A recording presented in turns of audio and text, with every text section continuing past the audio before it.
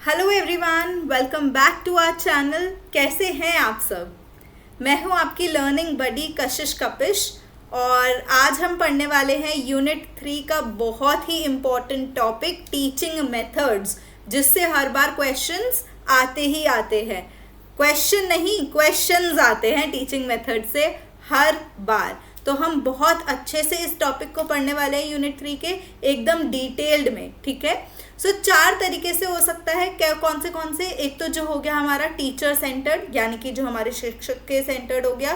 प्यूपिल centred, जो हमारे learner हैं उनमें भी 2, एक तो इनसाइड दी क्लासरूम के अंदर, और एक आउटसाइड दी क्लासरूम, जहां वो और लोगों के साथ भी सोशलाइज कर पाते हैं, ठीक है। और दूसरा है इंस्ट्रक्शनल टेक्नोलॉजी के बारे में भी पढ़ेंगे हम, कि प्रोग्राम्ड लर्निंग क्या होता है। तो ये सब प्रोग्राम लर्निंग, पर्सनलाइज्ड इंस्ट्रक्शन हो गया, यूज ऑफ टीचिंग मशीन्स हो गया, ये सब हम आज इस लेक्चर में पढ़ने वाले हैं। सो बिना किसी टाइम वेस्ट करिए आइए चलते हैं पढ़ने। तो वो पढ़ने से पहले हमें सबसे पहले शिक्षण की तकनीकें यानी कि टीचिंग टेक्निक्स का पता होना ज़रूरी है। जो टीचिंग टेक्निक्स है ना, वो ब्रॉडली तो 3 तरीके की होती है, बट वैसे हम 4 भागों में उसको बांट के पढ़ते हैं। कौन कौन से 4 भागों में बांट के पढ़ते हैं? सबसे पहला टीचर सेंटर्ड। टीचर सेंटर्ड मतलब कि शिक्षक केंद्रित, जहाँ पे केंद्रित मतलब कि जो मिडल में होगा वो कौन होगा? टीचर होगा, ठीक है। दूसरा है लर्नर सेंटर्ड, यानी कि जो हमारे बीच में जिसके ऊपर फोकस होगा हमारा, वो किसके ऊपर फोकस होगा? लर्नर, यानी कि हमारे छात्र के ऊपर फोकस होगा, ठीक है। तीसरा आता है कंटेंट फोकस्ड। अब पहले तो हमने टीचर पे फोकस कर लिया, दूसरे में हमने छात्र के ऊपर फोकस कर लिया, तीसरे में हम जो कंटेंट पढ़ा रहे हैं वो कैसा है उसके ऊपर फोकस, ठीक है। और चौथा है इंटरैक्टिव या पार्टिसिपेटिव, जिसके अंदर सब लर्नर भी पार्टिसिपेट कर पाएंगे। सो ये 4 तरीके के होते हैं। आइए एक एक करके देखते हैं इन्हें। सबसे पहला है इंस्ट्रक्टर या टीचर सेंटर्ड मेथड। इंस्ट्रक्टर या टीचर यानी कि शिक्षक सेंटर्ड, जो कि हमारा फोकस कौन होगा? शिक्षक के ऊपर होगा। तो इसके अंदर क्या मैं कह सकती हूँ, जो हमारा टीचर है उसका रोल एक्टिव होगा, मतलब कि सक्रिय रोल होगा इसके अंदर। जो हमारा शिक्षक है वो ही पढ़ाएगा, और जो हमारा लर्नर है ना, वो खाली उसे सुनेगा। टीचर आ रहा है, तैयारी से आ रहा है, वो आपको पढ़ाएगा, एक लेक्चर डिलीवर करेगा, एंड फिर लर्नर उसे सिर्फ सुनता है, उस नॉलेज को अपने में लेता है। लिखा है कोपियस रिसिपेंट्स ऑफ नॉलेज, मतलब कि सिर्फ वो बैठते हैं और वो नॉलेज लेते हैं, अपना ज़्यादा दिमाग नहीं लगाते। वो कौन सा हो गया हमारा? Teacher centred. तो इसके अंदर जो हमारा लर्नर है यानी कि जो हमारा छात्र है, उसका रोल कैसा है? पैसिव, यानी कि निष्क्रिय रोल है यहाँ पर उसका, ठीक है। तो हमारे लर्नर का रोल कैसा है? पैसिव रोल है। वेयर एज हमारा जो शिक्षक है उसका रोल कैसा है? यहाँ पर शिक्षक का रोल है एक्टिव। यहाँ पे ज़्यादा शिक्षक को महत्वता दी जाती है, ठीक है। फिर आता है कि इसके एग्जाम्पल्स क्या क्या हो सकते हैं। जैसे कि लेक्चर मेथड हो गया है ना, जहाँ पर हमें जो छात्र हैं उनका लिटिल या नो इन्वॉल्वमेंट, जो उनका इन्वॉल्वमेंट है कम या कुछ भी नहीं। आप कॉलेज में देखिए, आप जाते हैं, पढ़ाते हैं, हम लोग teachers as a teachers college में जाएंगे, पढ़ाएंगे, तो कुछ लर्नर्स तो बहुत इच्छुक होते हैं पढ़ने के, ठीक है। और कुछ होते हैं आ गई मैम, पढ़ा के चली गई, वो लास्ट बेंच पे बैठ के अपना फ़ोन चला के चले जाते हैं। तो क्या उनका लेक्चर में कोई इन्वॉल्वमेंट है? नहीं, उनका कोई इन्वॉल्वमेंट नहीं है। तो इसके अंदर जो छात्र होते हैं उनका लिटिल या नो इन्वॉल्वमेंट होता है इन दी टीचिंग प्रोसेस, ठीक है। इसको हम क्या कहते हैं? क्लोज एंडेड प्रोसेस भी कहते हैं, मतलब कि बंद समाप्त प्रोसेस भी इसे हम कह सकते हैं। क्यों क्लोज एंडेड? क्योंकि टीचर आई, उसने पढ़ाया, और जो हमारी नॉलेज दी, लर्नर ने उस नॉलेज को एज इट इज़ एक्सेप्ट कर लिया। ये कौन सा हो गया हमारा? Teacher centric. यहाँ पे कौन है हमारे? फोकस किस पे है हमारा? टीचर पे है। किस पे फोकस है? टीचर पे फोकस है। अब आते हैं नेक्स्ट, लर्नर सेंटर्ड मेथड्स, यानी कि शिक्षार्थी यानी कि छात्र के से केंद्रित जो तरीके हैं वो कौन से हैं। ठीक है, तो जो लर्नर सेंटर्ड मेथड्स होते हैं ना, इसके अंदर जो टीचर है वो टीचर का रोल तो निभा ही रहा है, साथ साथ वो लर्नर भी है, क्योंकि एज अ टीचर वो भी हर एक नई चीज़ें आके सीखता है। आया एक टीचर आपके पास, एक क्लास में आता है टीचर, तो वो भी क्लास में जो उसके लर्नर्स होते हैं उनसे नई चीज़ें सीखता है, राइट। अब मेरे को फॉर एग्जांपल कोडिंग नहीं आती, बट मेरे किसी छात्र को कोडिंग आती है, तो क्या मैं उससे सीख सकती हूँ? हाँ बिल्कुल। सो इसके अंदर क्या होता है कि जो लर्नर सेंटर्ड है, इसके अंदर टीचर भी कंटिन्यूअस लर्निंग करता रहता है, ताकि उसके भी इंटेलेक्चुअल होराइजन्स है, जो उसके बौद्धिक स्थल हैं वो भी बड़े होते जाएं। ठीक है, एक चीज़ के अंदर बंद के ना रह जाएं, एक दायरे में बंद कर उसके हॉराइजन्स ना रह जाएं। जो टीचर है वो भी अलग अलग चीज़ें सीख पाएं, अपने लर्नर से सीखने से विलिंग रहें जो टीचर्स हैं। ठीक है, तो इसके अंदर जो टीचिंग प्रोसेस होता है वो लर्नर सेंटर्ड, यानी कि जो हमारा स्टूडेंट होता है ना, वो मेन फोकस पे होता है। हमारे स्टूडेंट के क्या गोल हैं, हमारा स्टूडेंट क्या चाहता है, उसके बेसिस पे टीचर पढ़ाता है, उसके बेसिस पे उन्हें डिफरेंट टीचिंग एड्स भी लेके आता है ना। सो वो किस सब में होता है, वो लर्नर सेंटर्ड में होता है। पहले हमारा क्या था, टीचर सेंट्रिक था, अब हम शिफ्ट होते जा रहे हैं किसमें, लर्नर सेंट्रिक में। इसमें टीचर क्या है, एक रिसोर्स का काम करता है। ठीक है, एक रिसोर्स का काम करता है, यानी ना कि एक अथॉरिटी का।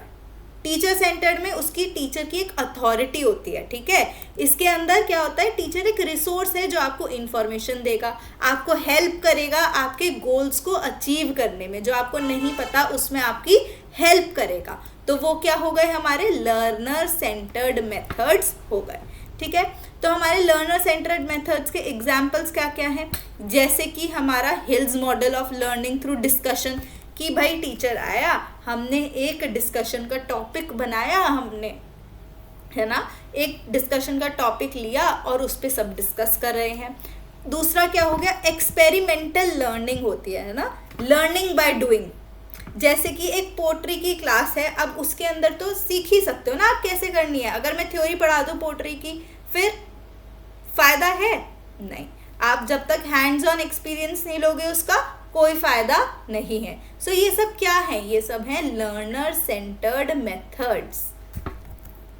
आई होप आपको पहले दो मेथड्स एकदम क्लियर हो गए होंगे। हमने अभी तक टीचर सेंटर्ड, जिसके अंदर हमारा फोकस होता है टीचर के ऊपर, लर्नर सेंटर्ड जिसके अंदर हमारा किस पे फोकस होता है, लर्नर के ऊपर यानी कि छात्र के ऊपर। अब हमारा तीसरा आ गया जो कि है कंटेंट के ऊपर। कंटेंट यानी सामग्री जो है, जो मैं आपको पढ़ा रही हूँ, मेरा कंटेंट एक्चुअल में उतना अच्छा है भी या नहीं, राइट, तो उसके ऊपर केंद्रित है। सो इसके अंदर क्या कहते हैं कि जो हम इंफॉर्मेशन दे रहे हैं ना आपको, वो क्या सबसे ज़्यादा इम्पोर्टेंट है।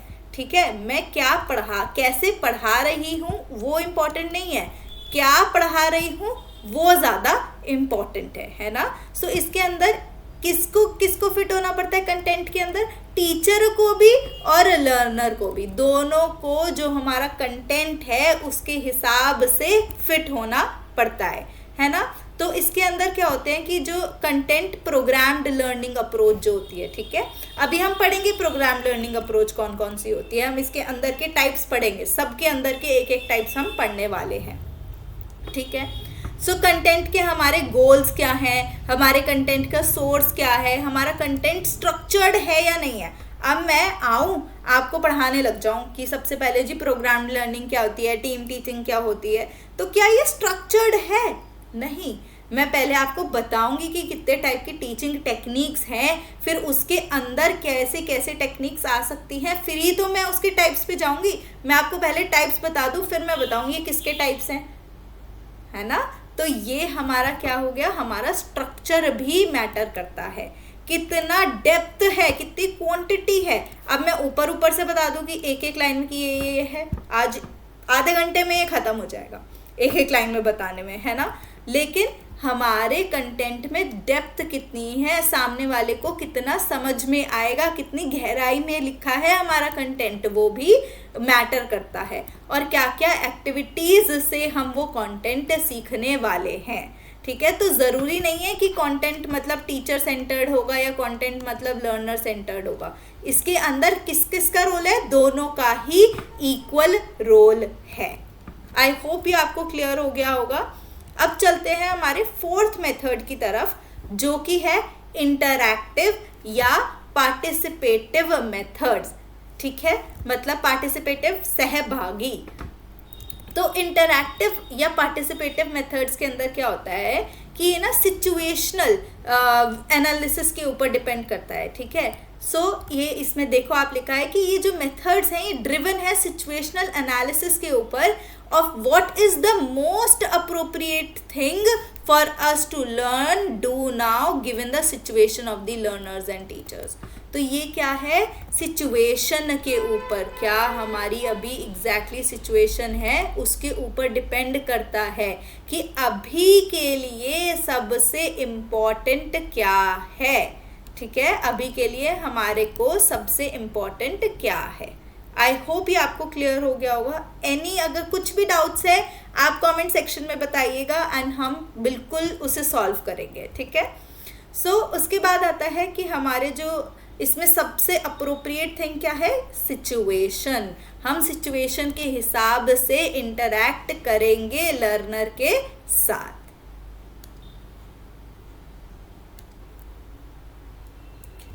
जो हमारा इंटरैक्टिव या पार्टिसिपेटिव मेथड है ना, ये थोड़ा अलग भी होता है, ठीक है। किससे अलग होता है ये हमारा बाकी तीनों मेथड? कौन कौन से तीनों method? Teacher centred, learner centred and content centred से भी थोड़ा अलग होता है। एंड इसके अंदर तीनों का थोड़ा थोड़ा एडेड है, सबका मिला के, जिसके अंदर लर्नर भी पार्टिसिपेट करेगा और टीचर भी पार्टिसिपेट करेगा। किस बेसिस पे? सिचुएशनल बेसिस पे पार्टिसिपेट करेगा। आई होप ये आपको क्लियर हो गया होगा। आगे बढ़ते हैं हम कि कौन कौन से मेथड्स जो हैं वो किस किस के अंडर आएंगे, ठीक है। सो सबसे पहला है जो टीचर सेंटर्ड है। टीचर सेंटर्ड के अंदर कौन कौन से आ गए? हमारे लेक्चर मेथड हो गया, टीम टीचिंग हो गया, वीडियो प्रेजेंटेशन हो गया, वीडियो प्रेजेंटेशन जो अभी चल रहा है ना, और मिक्स्ड जिसके अंदर स्मॉल ग्रुप मेथड है, जिसके अंदर हमारा टीचर भी है और लर्नर भी है। सो ग्रुप डिस्कशंस हो गए, seminar, panel discussion, brainstorming, project method, tutorial, case study, role play, simulation and demonstration, ठीक है। सो आज मुझे लगता है कि हम पढ़ पाएंगे हमारे टीचर सेंटर्ड और मिक्स्ड ही पढ़ पाएंगे आज हम, एंड कल हम शुरू करेंगे स्टूडेंट सेंटर्ड से, ठीक है। सो आइए एक बार पढ़ते हैं, धीरे धीरे एक एक करके सबको पढ़ना स्टार्ट करते हैं और समझते हैं कि हर मेथड में ऐसा अलग क्या है। हमने ब्रॉड कैटेगरी तो समझ ली कि ये लर्नर सेंटर्ड है, ये मिक्स्ड है, ये टीचर सेंटर्ड है, बट डिफरेंट ये क्या है, ठीक है। सो सबसे पहला आ गया हमारा लेक्चर मेथड, ठीक है। सो लेक्चर मेथड ऑफ टीचिंग ये है, ये ओल्डेस्ट सबसे पुराना टीचिंग मेथड है जो हमारे एजुकेशनल इंस्टीट्यूशंस में लगता है, ठीक है। सो ये क्या है, वन वे कम्युनिकेशन होता है, एक तरफा इसका संचार है, एक तरफा माध्यम है ये संचार का, ठीक है। मतलब कि one way communication, one way communication बता रहा है टीचर, बस सुन लो, है ना। टीचर ने बताया, स्टूडेंट्स ने सुन लिया, वो कौन सा हो गया, लेक्चर मेथड हो गया, ठीक है। सबसे पुराना है ये हमारा लेक्चर मेथड, यानी कि व्याख्यान पद्धति, ठीक है, व्याख्यान पद्धति, ठीक है। फिर आ गया हमारा जो इसमें होता है ना, हमारे स्टूडेंट्स का जो इन्वॉल्वमेंट होता है ना, कितना है, बस सुनने भर के लिए है, कितना है, सुनो and sometimes pen down some notes if necessary, यानी कि सुनो, अगर कुछ नेसेसरी है तो कुछ नोट्स बना लो, बस उतना ही स्टूडेंट का इन्वॉल्वमेंट है लेक्चर मेथड के अंदर। अब इसमें कुछ प्रॉब्लम दिख रही है आपको? मैम लग तो रही है कुछ प्रॉब्लम। सो इसके अंदर सबसे बड़ी प्रॉब्लम ये है कि हम जो स्टूडेंट्स हैं ना उसका अटेंशन कैसे ग्रैब करें। ये इम्पॉर्टेंट है, ये आ चुका है एक बार एग्जाम में, ठीक है, कि इसका क्या सबसे बड़ी प्रॉब्लम क्या है टीचिंग की, लेक्चर मेथड की। सो सबसे बड़ी प्रॉब्लम क्या है, grabbing the attention of the students, यानी कि स्टूडेंट्स का ध्यान केंद्रित करना पढ़ाने के समय, ठीक है। सो सबसे बड़ी प्रॉब्लम है ये, ठीक है।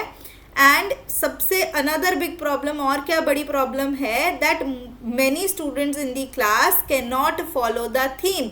बहुत सारे स्टूडेंट्स क्लास में फॉलो नहीं कर पाते कि क्या पढ़ाना चाह रही है मैम, कहाँ तक पढ़ रहा है, कौन सा विषय चल रहा है क्लास में, है ना। सो उस विषय को फॉलो करना भी एक बहुत बड़ा टास्क है स्टूडेंट्स के लिए, ठीक है।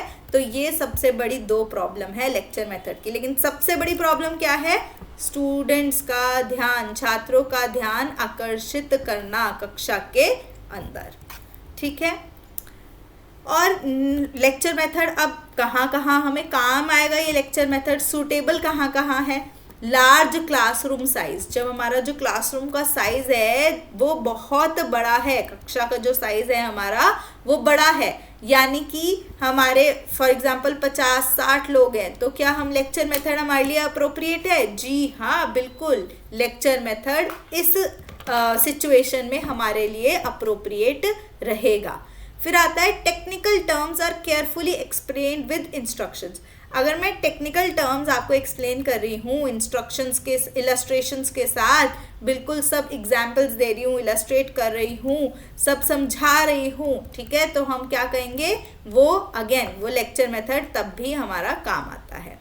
फिर क्या कहता है कि जो गुड टीचर है ना वो उसको बिल्ड करना चाहिए एडजस्टिंग द नॉलेज के ऊपर, ठीक है। एडजस्टिंग नॉलेज मतलब कि अभी जो आपकी एग्जिस्टिंग नॉलेज है, आज जो आपको पता है और जो मैं पढ़ाऊंगी जो आपको पता लगेगा, उसके बीच का जो गैप है ना वो एडजस्टिंग नॉलेज है हमारी, ठीक है। उसके बीच के गैप को ही फिल करता है टीचर, जो आपको पता है और आपको क्या पता होना चाहिए या पता लगाना है, ठीक है। सो ये 3 सिचुएशन है जहाँ हमारा लेक्चर मेथड सूटेबल है, ठीक है। सो अब ये कह रहे हैं कि आजकल ना बहुत सारे जो लेक्चर्स हैं वो अकम्प्लिश्ड होते हैं विजुअल एड से। विजुअल एड मतलब हमारा पीपीटी, वीडियोस, ये हमारे सब क्या हो गए, विजुअल एड्स हो गए, ठीक है। मतलब कि दृश्य सहायता, देखने भर से। लेक्चर मेथड जो है हमारा ये फॉर्मल और सेमी फॉर्मल दोनों हो सकते हैं, ठीक है। सो इसके यूजेस क्या है, स्टूडेंट्स को ओरिएंट करना, मतलब कि छात्रों को उन्मुख करने के लिए, ओरिएंट मतलब उन्मुख करने के लिए।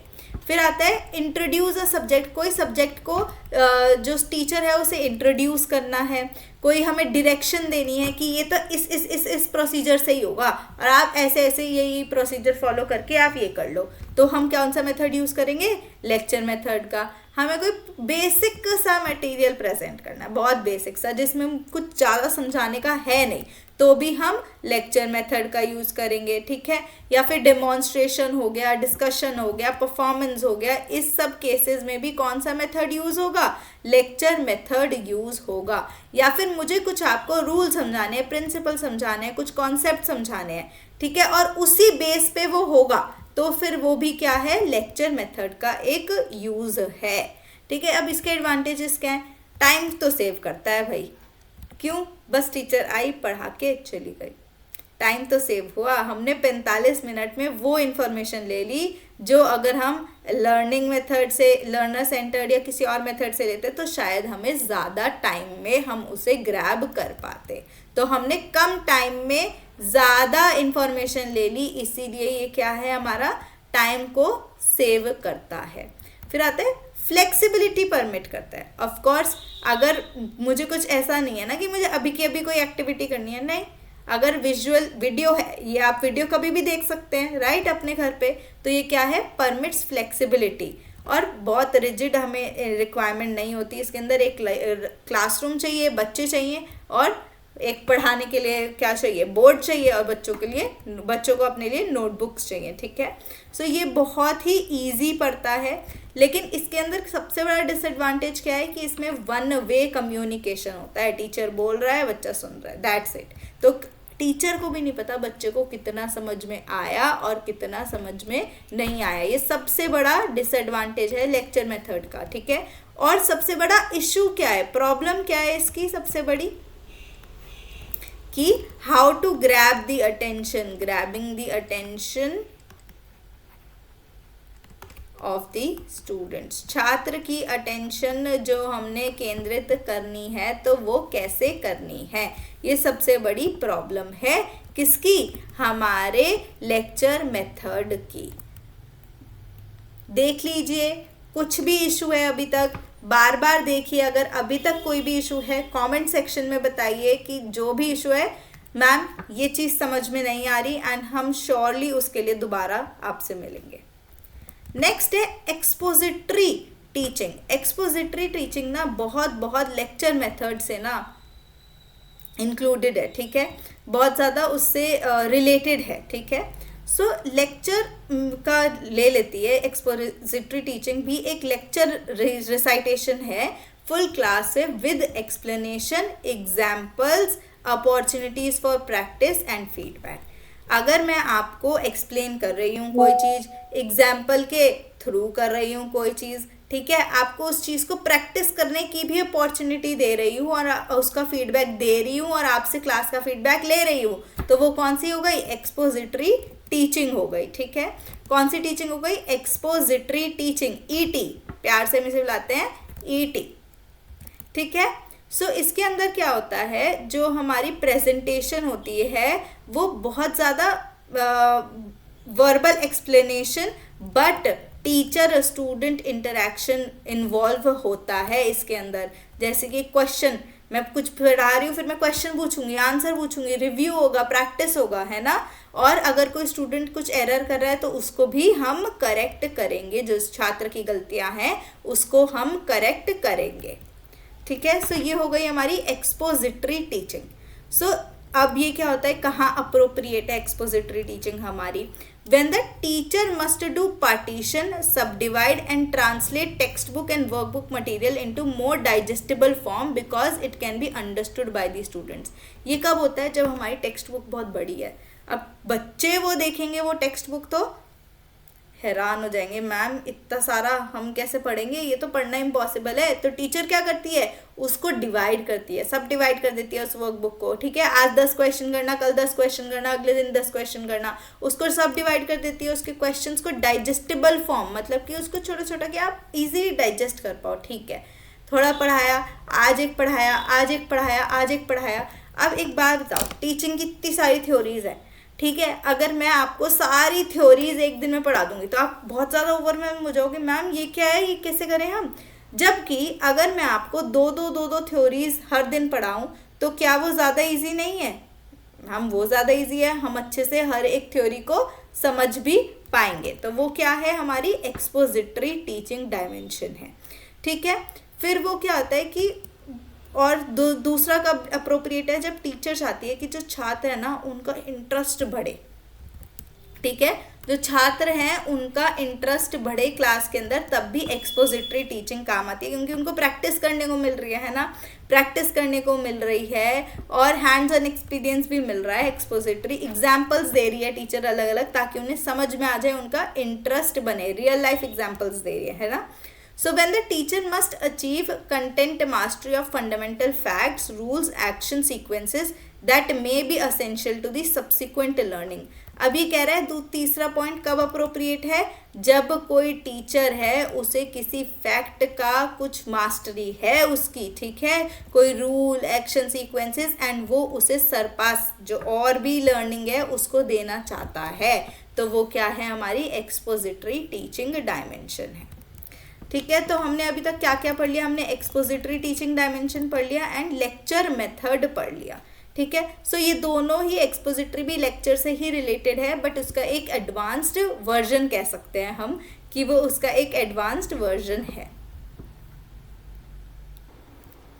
अब नेक्स्ट आता है हमारा डिस्कशन मेथड। कौन सा मेथड? डिस्कशन मेथड, यानी कि चर्चा तरीका। ठीक है, डिस्कशन यानी चर्चे का तरीका है। ठीक है, सो इसके अंदर क्या होता है डिस्कशन मेथड के अंदर कि जो अब टीचर आता है क्लास में, लर्नर है, टीचर है, वो एक टॉपिक को प्रेजेंट करता है। ठीक है, फिर उसने एक टॉपिक को प्रेजेंट किया, जैसे कि आज हमने किया। एक हम क्लास में आए, हमने एक टॉपिक को प्रेजेंट किया, यानी कि टीचिंग मेथड्स।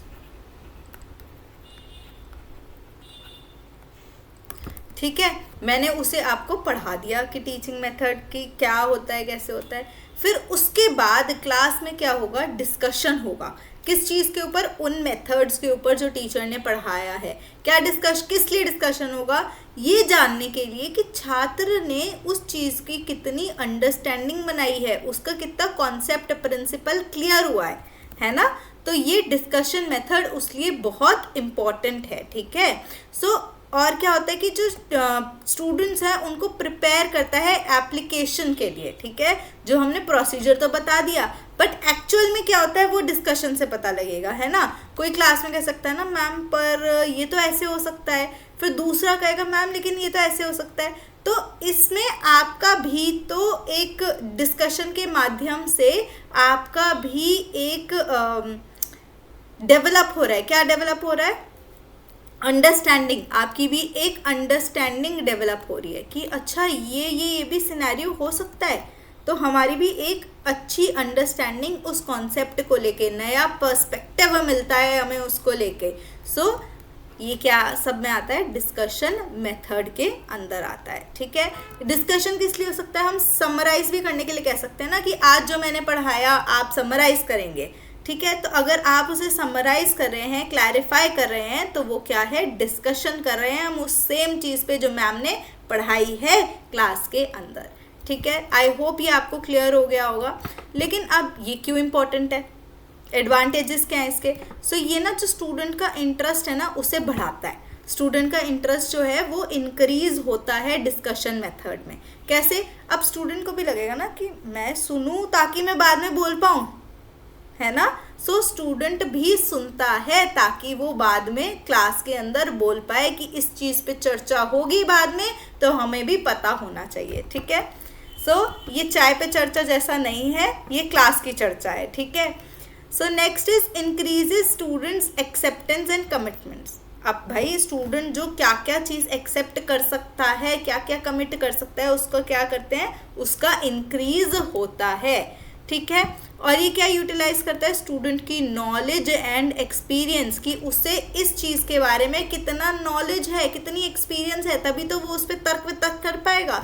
डिस्कशन के अंदर क्या बस हम वही समराइज कर देंगे? नहीं, स्टूडेंट अपना तर्क भी लगाएगा, अपना तर्क वितर्क भी करेगा टीचर के साथ कि टीचर आपने ये कहा है लेकिन मुझे तो ऐसा लगता है, मेरा एक्सपीरियंस ये कहता है, या मेरी नॉलेज, मैंने सो एंड सो जगह पढ़ा था, मेरी नॉलेज ये चीज़ पर्टिकुलर कहती है। तो वो क्या हो गया? हमारा नॉलेज एंड एक्सपीरियंस के बेसिस पे यूटिलाइज हो गया। ठीक है, फिर क्या है? Results in more permanent learning. क्यों परमानेंट लर्निंग? मतलब कि मुझे याद रहेगा कि अच्छा ये डिस्कशन हुआ था, इस पे तो ऐसा डिस्कशन हुआ था, फिर उसने ये बोला था। क्योंकि ये चीज़ें तो हमें याद रहती है ना, खास करके हम लड़कियों को, कि उसने इस डेट पे क्या बोला था। ठीक है, तो जिसने जिस डेट पे वो बोला था क्लास के अंदर भी याद रहेगा कि उस टॉपिक से रिलेटेड इसने इस डेट का ये बोला था। तो हमारी परमानेंट लर्निंग भी डेवलप हो रही है। ठीक है, और लास्ट है कि हमारा कॉन्फिडेंस भी एक बिल्ड होता है कि ठीक है मुझे भी ये कॉन्सेप्ट आता है, मैं भी क्लास के अंदर अपना तर्क वितर्क, क्योंकि टीचर कह देती है ना वेरी गुड पॉइंट। टीचर एक किसी स्टूडेंट ने पॉइंट रखा, टीचर ने कहा वेरी गुड पॉइंट, तो बच्चे को भी लगेगा यार वाह, that means what I am thinking, जो मैं सोच रहा हूँ वो सही लाइन पे सोच रहा हूँ, है ना। सो इससे क्या होता है? कॉन्फिडेंस भी स्टूडेंट के अंदर बिल्ड होता है। ठीक है, फिर और दूसरा क्या है इसके अंदर? Require highly skilled instructor. इसके अंदर हमें हाईली स्किल्ड इंस्ट्रक्टर चाहिए। क्यों? क्योंकि तर्क वितर्क हो रहा है, अपने एक्सपीरियंस भी बोल रहे हैं। इंस्ट्रक्टर जो है, टीचर जो है, उसको भी तो ज़्यादा वो होना चाहिए, नॉलेज उतनी होनी चाहिए। अगर टीचर को उतनी नॉलेज नहीं होगी तो क्या वो उनके जो वो तर्क वितर्क कर रहे हैं उनका जवाब दे पाएंगे? नहीं, उनके जवाब नहीं दे पाएंगे। तो जो एज अ टीचर है उसे भी बहुत नॉलेज होना इम्पॉर्टेंट है, ठीक है। और ये requires preparation by the student, और स्टूडेंट के बेस्ड पे भी ये क्या करता है, प्रिपरेशन रिक्वायरमेंट मांगता है कि स्टूडेंट भी पढ़े, स्टूडेंट भी प्रिपेयर करके आए टॉपिक को जो टीचर पढ़ा रही है, तभी तो वो तर्क वितर्क करेगा, मैंने ये पढ़ा था आप ये पढ़ा रहे हो, ठीक है। इससे रिलेटेड हमने एक PYQ भी किया था। कौन सा PYQ किया था? याद करिए, PYQ वाली वीडियो देखिए मेरी, वो देखिए एंड फिर कमेंट में बताइएगा कि हमने require preparation by the student पे बेस्ड एक PYQ किया है और वो कौन सा है, ठीक है। Next is limits content. हमारे कंटेंट को लिमिट कर देता है। मैं बहुत ज़्यादा टीचर नहीं पढ़ा पाएगा, जो बच्चे की सोच है जहाँ तक जा रही है वहीं तक जा पा रही है, ठीक है। टीचर बहुत ज़्यादा होराइजन नहीं खोल पाएगा बच्चों का, ठीक है। टाइम कंज्यूमिंग है, ऑब्वियसली बहुत ज़्यादा टाइम लगता है। और लास्ट पॉइंट है कि group size, restrict size of the group. बहुत लार्ज ग्रुप में डिस्कशन मेथड क्या हम कर सकते हैं? नहीं, लार्ज ग्रुप में डिस्कशन मेथड करना बहुत ही मुश्किल है, ठीक है। नेक्स्ट आता है हमारा कोऑपरेटिव लर्निंग। अभी तक हमने कौन कौन से पढ़ लिए? लेक्चर मेथड पढ़ लिया, एक्सपोजिटरी पढ़ लिया, डिस्कशन मेथड पढ़ लिया। अब आता है हमारा कोऑपरेटिव। नाम से ही पता लग रहा है कोऑपरेटिव मतलब सहकारी, सहकारी शिक्षण पद्धति। तो ये क्या टीचर सेंट्रिक है, लर्नर सेंट्रिक है या मिक्स्ड है? ये हमारा स्टूडेंट सेंटर्ड है। कौन सा? लर्नर सेंटर्ड, ठीक है। कोऑपरेटिव लर्निंग मेथड कौन सा है हमारा? जो पूरी तरह से लर्नर के ऊपर केंद्रित है, हमारे छात्र के ऊपर केंद्रित है, ठीक है। तो इससे क्या होता है, क्लासरूम मैनेजमेंट के लिए काम आता है। और इसके अंदर क्या होता है, रेसिप्रोकल ट्रेनिंग होती है कोऑपरेटिव मेथड के अंदर, ठीक है। सो इसके अंदर क्या होता है कि एक्टिव पार्टिसिपेट करते हैं लर्निंग के अंदर जो हमारे सारे छात्र हैं। अब इसके एग्जाम्पल क्या है कोऑपरेटिव लर्निंग के? फॉर एग्जाम्पल टीचर आई, उसने डिवाइड कर दिया ग्रुप्स में, ठीक है। डिवाइड कर दी क्लास को, ग्रुप के अंदर डिवाइड कर दिया और सबको कहा कि आपको एक टॉपिक है, लेट्स से टीचिंग मेथड्स। आज हम वही पढ़ रहे हैं तो हम वही करेंगे, ठीक है, बार बारी। टीचिंग मेथड में क्लास में 10 बच्चे हैं, मैंने 2-2 के ग्रुप बना दिए कि आप 2-2 के ग्रुप बना लो और 5-5 टॉपिक सबको प्रिपेयर करने के लिए दे दिए, ठीक है। तो एक ग्रुप दूसरे को पढ़ा रहा है, ठीक है। एक ग्रुप आया, पढ़ के उसने 5 टॉपिक पढ़े, वो सबको पढ़ा रहा है, ठीक है।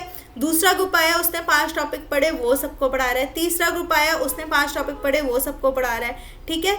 और फिर चौथा ग्रुप आया, उसने पढ़ा, वो सबको पढ़ा रहा है। तो इसमें क्या हो, कोऑपरेट करके, ठीक है, एक साथ मिल के, एक साथ सहकारी तरीके से वो पढ़ाई कर रहे हैं, ठीक है। सो इसके अंदर मिलजुल के कि आपने एक पढ़ा, आप देख रहे हो पजल के पीसेस जोड़ रहे हैं, मैंने एक पढ़ा, मैंने एक पढ़ा, मैंने एक पढ़ा, मैंने पढ़ा, जोड़ के पूरा टॉपिक हो गया हमारा, ठीक है। ये ज़्यादा इफेक्टिव होता है लेक्चर मेथड से। जब मैंने उसे अपने पजल के पीसेस को जोड़ दिया, मेरा टॉपिक खत्म वहाँ पर, ठीक है। सो ये लेक्चर मेथड से ज़्यादा इफेक्टिव होता है। यहाँ पे लोग बच्चे ज़्यादा सुनते हैं एक दूसरे को, ठीक है। सो इसके अंदर क्या होता है, हम आइडियाज़ को शेयर करते हैं, कोलैबोरेट करते हैं, डिस्कस करते हैं, ठीक है। अपनी कम्युनिटी बनती है, ब्रेनस्टॉर्म करते हैं और इंटरेक्शन करते हैं आपस में। ब्रेनस्टॉर्म मतलब अपने अपने आइडियाज़, जो उसके अंदर आइडियाज़, अब मुझे इससे रिलेटेड ये आइडिया आ रहा है, ठीक है। 2 का ग्रुप है, 5 रुपये मैंने प्रेजेंट किया, 2 बंदों का ग्रुप है, उन्होंने 5 टॉपिक प्रेजेंट करे, लेकिन सामने वाले को भी तो उससे रिलेटेड कोई आइडिया आ सकता है, तो वो देगा ना। तो क्या हो रहा है, ब्रेनस्टॉर्मिंग हो रही है ये, ठीक है। क्या बोलते हैं इसे, ब्रेनस्टॉर्मिंग हो रही है, जब सब अपने अपने आइडियाज, थॉट सब आपस में शेयर करते हैं। तो एक कम्युनिटी बिल्ड हो रही है, इंटरैक्ट कर पा रहे हैं आपस में, ठीक है, डिस्कस कर रहे हैं, कोलैबोरेट कर रहे हैं। सो ये था हमारा कोऑपरेटिव टीचिंग। अब नेक्स्ट आता है हमारा कोलैबोरेटिव टीचिंग, ठीक है। वो था कोऑपरेटिव, ये है कोलैबोरेटिव, ठीक है। जो कोलैबोरेटिव टीचिंग है ये भी एक तरीके से जो होती है स्टूडेंट सेंटर्ड ही है, ये भी हमारी लर्नर सेंटर्ड ही है, यानी कि छात्र की तरफ केंद्रित ही है, ये भी लर्नर सेंटर्ड ही है। एंड ये क्या होता है, ये भी ग्रुप स्ट्रक्चर है, वो भी ग्रुप था, इसमें भी ग्रुप है। अब इसके अंदर भी टास्क को डिवाइड कर रहे हैं हम, ठीक है। बस क्या डिफरेंस है इसके अंदर कि उसके अंदर जो कोऑपरेटिव लर्निंग है ना, उसके अंदर टीचर होता है सब चीज़ को मॉनिटर करने के लिए ऊपर से, बट कोलैबोरेटिव लर्निंग में टीचर का रोल नहीं होता। ये मतलब ग्रुप अपने आप एक्टिविटी कंडक्ट करते हैं, टीचर का उसके ऊपर रोल नहीं होता, ठीक है। ये टीचर इसको मॉनिटर नहीं करता, ठीक है।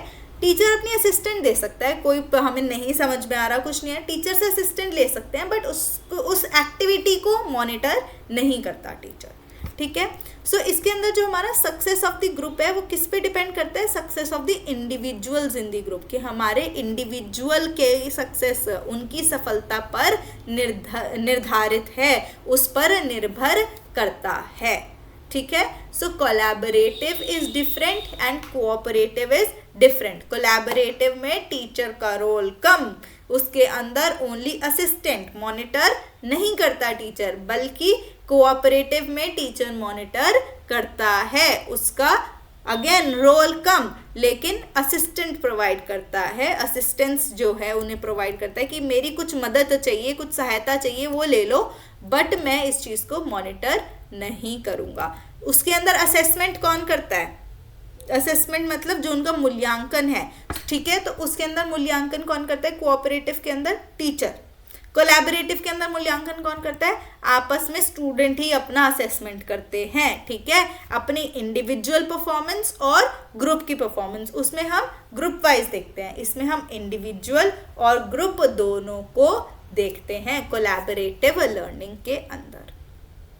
अब क्या डिफरेंस है हमारा कोऑपरेटिव लर्निंग में और कोलैबोरेटिव लर्निंग में? सो जो हमारी कोऑपरेटिव लर्निंग है ना, उसके अंदर जो लर्नर्स हैं वो एक साथ काम करते हैं, हर एक जो ग्रुप मेंबर है उसका एक इंडिविजुअल टास्क है, उसका एक रोल है, ठीक है। और क्या होता है, जो टास्क है वो टीचर असाइन करता है, ठीक है, और उसका मूल्यांकन भी कौन करता है, उसका असेसमेंट भी कौन करता है? टीचर ही करता है, ठीक है। अब वेयर एज जो हमारा कोलैबोरेटिव है, इसके अंदर लर्नर्स एक साथ काम करते हैं एक गोल को अचीव करने के लिए, ठीक है।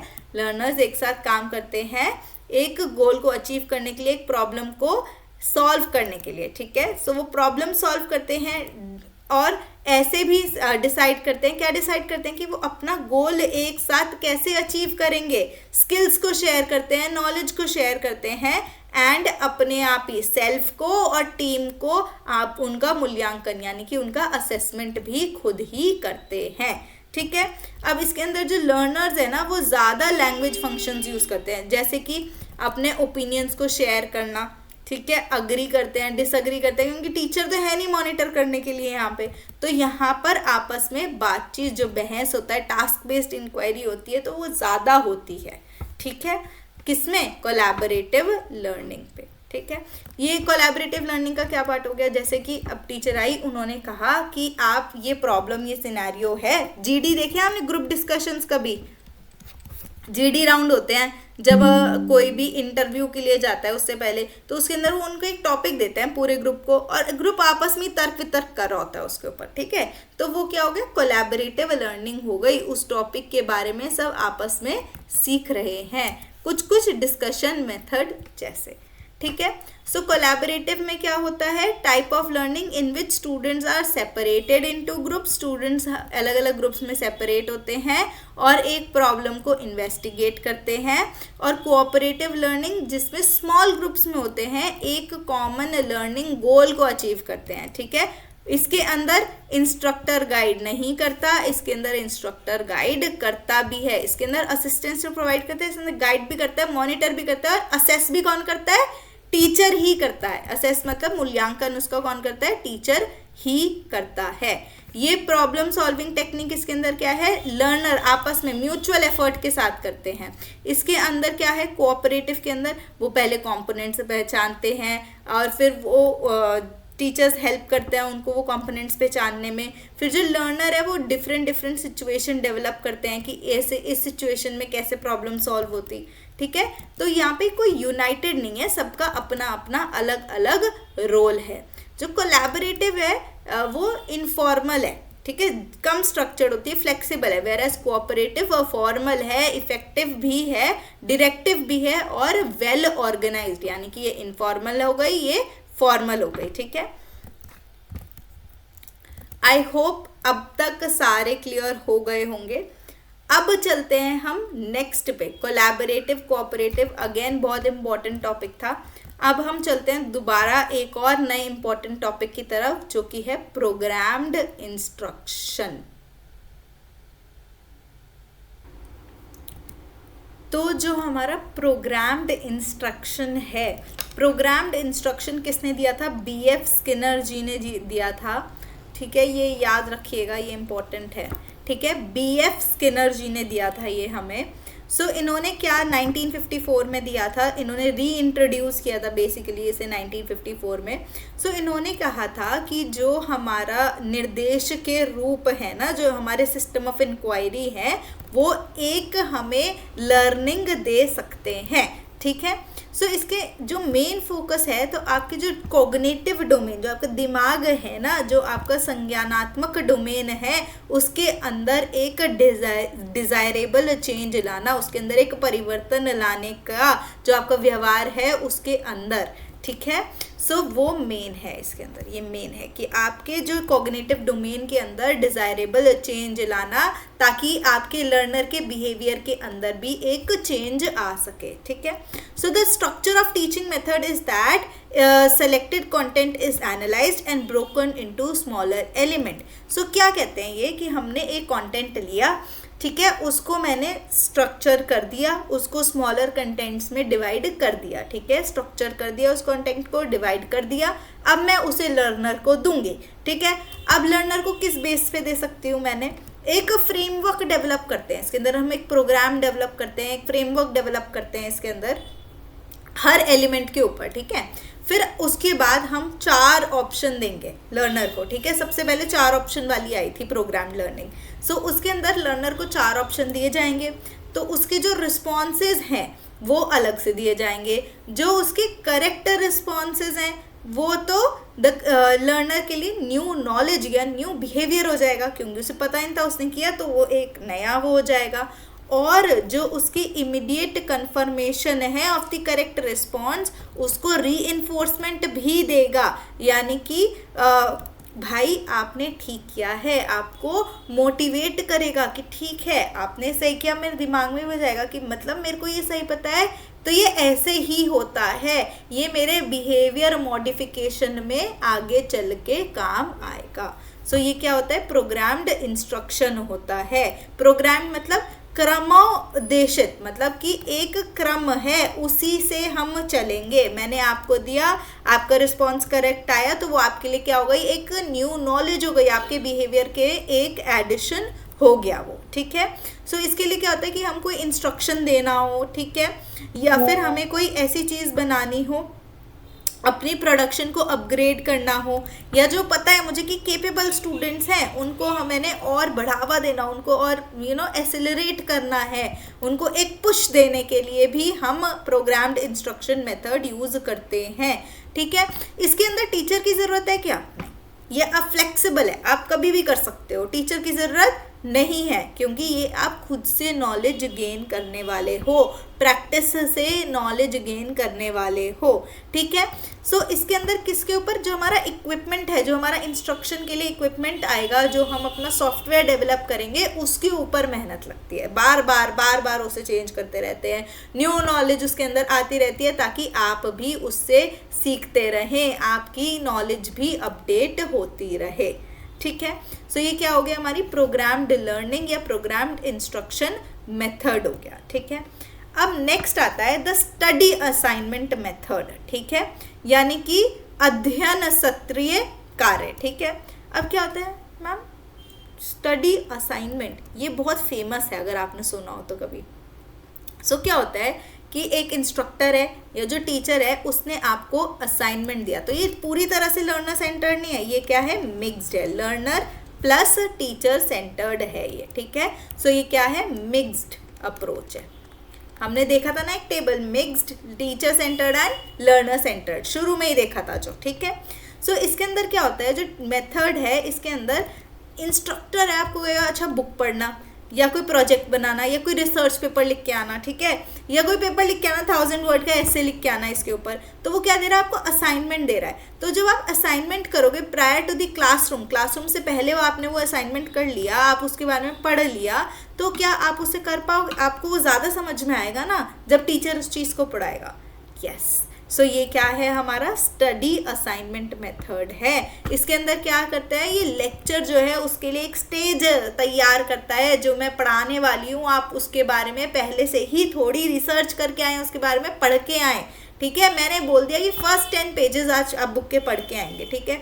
सब जो बच्चे 10 पेजेस पढ़ के आएंगे उन्हें क्लास ज़्यादा समझ में आएगी, ये 100% फैक्ट है ना, आएगी ना। तो वो क्या है, हमारे study assignment methods and methods of teaching है, हमारे जो क्लासरूम का जो टाइम है उसको रेड्यूस करता है, हमारा मटेरियल का कवरेज 1 घंटे के अंदर वो ज़्यादा हो पाएगा। अगर आप टीचिंग मेथड पहले से पढ़ के आएंगे और मैं मेरे साथ आके पढ़ेंगे तो क्या मैं ज़्यादा कवर कर पाऊंगी मटेरियल? जी हाँ, क्योंकि आपको भी उसके बारे में एक नॉलेज होगी, ठीक है। और ये क्या है, इंडिविजुअल अटेंशन भी परमिट करता है, ठीक है। और ये क्या करता है, नॉन स्टैंडर्ड रिजल्ट्स करता है। हम नहीं कह सकते कि किसको कितना समझ में आया है, नहीं कह सकते, तो ये नॉन स्टैंडर्ड रिजल्ट्स प्रोड्यूस करता है।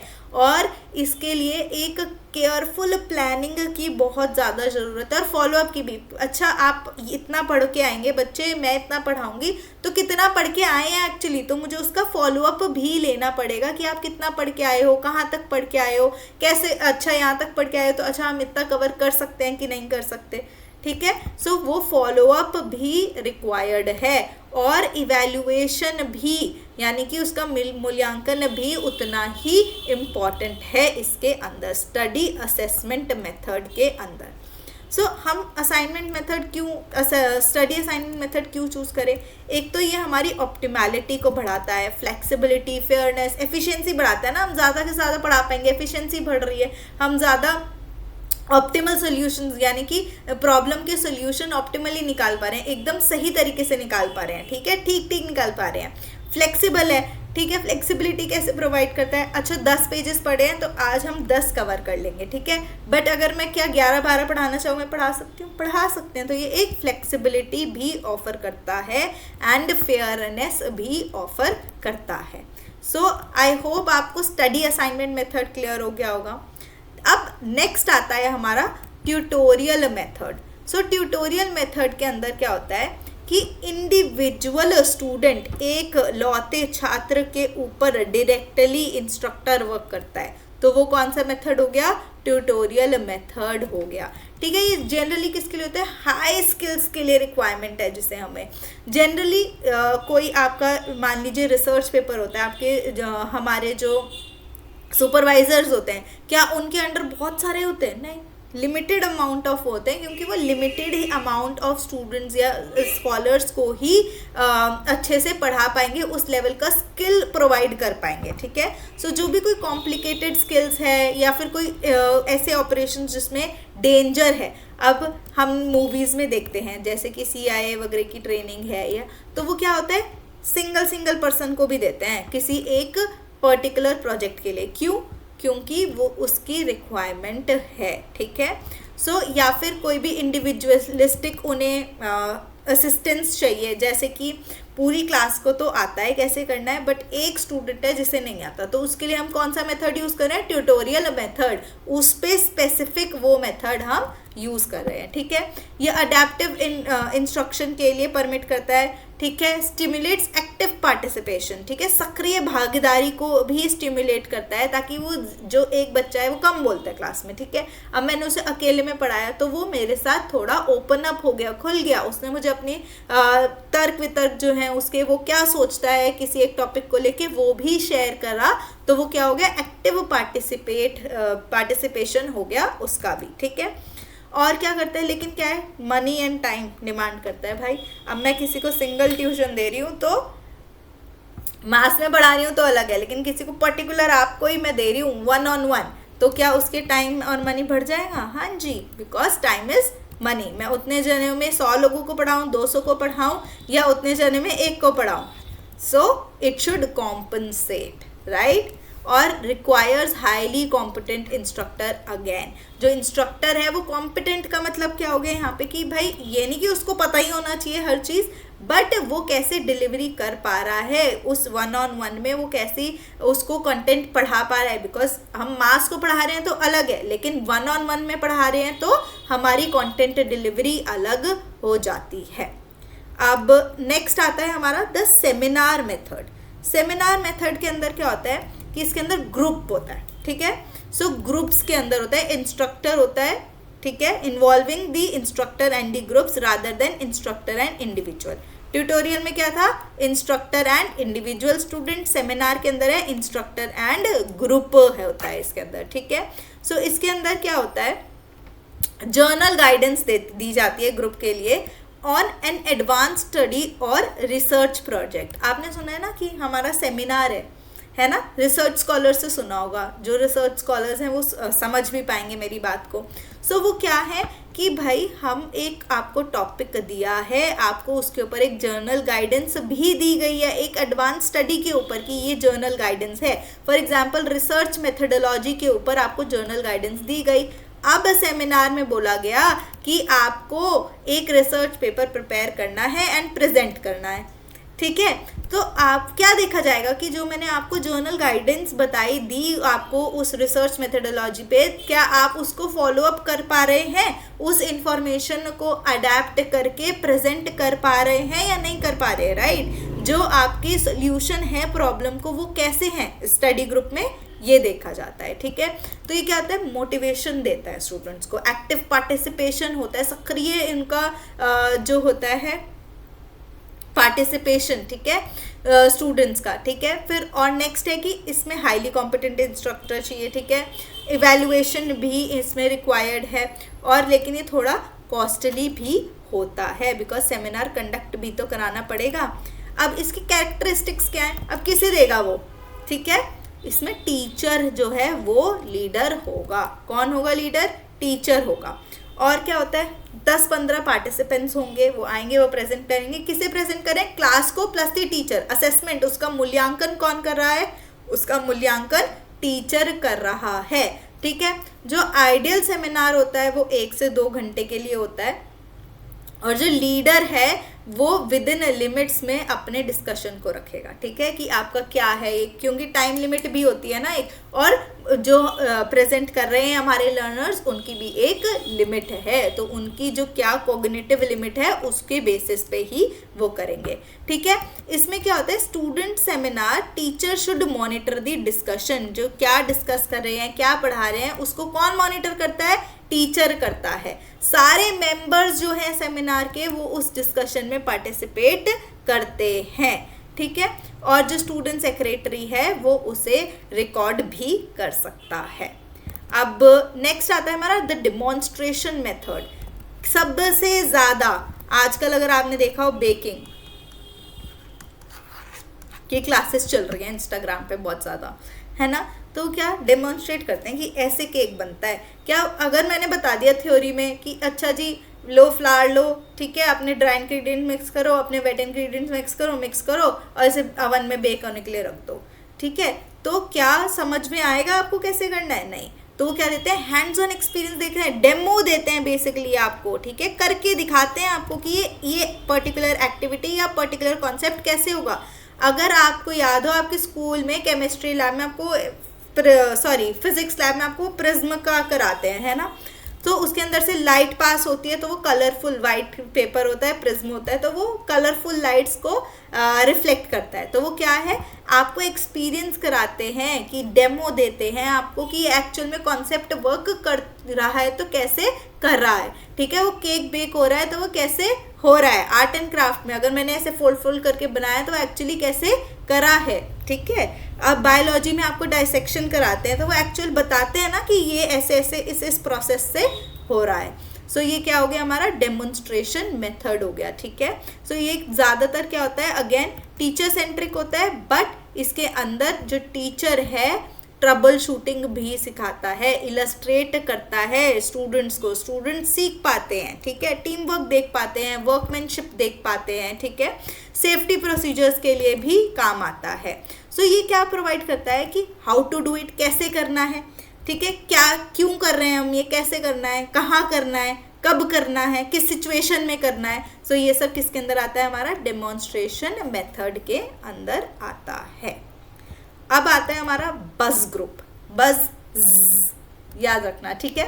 सो क्या होता है, जब मैंने अपने जो स्टूडेंट्स हैं उनको डिवाइड कर दिया, 2-3 पार्टिसिपेंट्स, स्मॉल ग्रुप्स 2-3 पार्टिसिपेंट्स के, और उन्हें डिफरेंट टॉपिक्स दे दिया, उन्हें कहा आप अपने आइडियाज़ डिस्कस करो, तो जब वो खुसर पुसर करेंगे तो वो आएगी नॉइस, तो that is why this is called buzz group, ठीक है। ये और कुछ नहीं है, that is why these are known as buzz groups, because they will produce some buzzing sound while discussing, ठीक है। तो इसके अंदर क्या होता है कि इंटेंस डिस्कशन होता है बज ग्रुप्स के अंदर। 3 जने हैं, वो इंटेंसली एक टॉपिक दे दिया है, इंटेंसली उसको लेके डिस्कस कर रहे हैं। सो वो किसने दिया है बज ग्रुप, डोनाल्ड फिलिप्स ने बज ग्रुप का कॉन्सेप्ट दिया है, ठीक है। इससे क्या इंपॉर्टेंस है कि ये हमारी थिंकिंग को स्टिमुलेट करता है कि अच्छा ऐसे सोचना है, हमारे होराइजन्स को बढ़ाता है कि अच्छा ये भी हो सकता है। वो कहते हैं लेकिन तुम तो गलत बोल रहे हो, मेरे अकॉर्डिंग तो ये होना चाहिए, फिर तीसरा जना कुछ और बोलेगा, तो क्या एक इंटेंस आपकी इमेजिनेशन खुल रहे हैं, ऑप्शंस ओपिनियंस देख रहे हो आप, दूसरे लोगों के आइडियाज़ देख रहे हो कि अच्छा ये आइडिया, तो आप उससे अडेप्ट करते हो, उन आइडियाज़ को सुन के, उन ओपिनियंस को सुन के आप भी अपने आप में अडेप्ट करते हो। सो ये क्या हो गया हमारा बज ग्रुप। सो आज हम इतना ही रखेंगे, कल हम स्टार्ट करेंगे ब्रेनस्टॉर्मिंग से, एंड आई होप कल हम ख़त्म कर पाएंगे सारे टीचिंग मेथड्स। अगर अच्छा लगा तो प्लीज़ कमेंट कीजिएगा, लाइक कीजिएगा, and thank you everyone for joining and watching this video. Thank you.